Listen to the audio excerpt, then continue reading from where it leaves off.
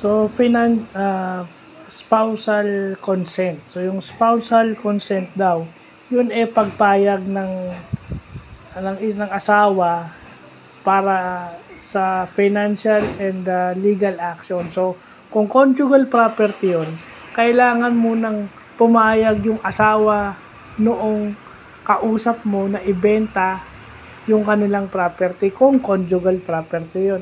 Halimbawa may sakit yung iyong asawa, hindi gagawa ng medical procedure hanggat hindi pumapayag yung asawa.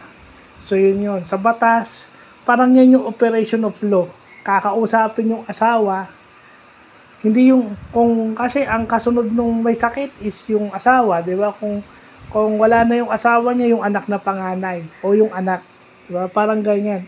So may alam na tayo doon sa operation of law na directly nag-a-apply. Yun. Spousal consent is one of situation na pumapasok yung operation of law na tinatawag na vlog natin kahapon. So, yun lang ang ibig sabihin ng spousal consent na yun na napaka-importante. No?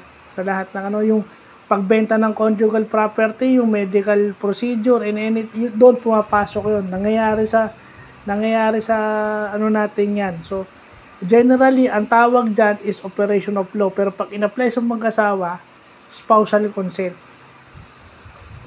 So, yun lang po.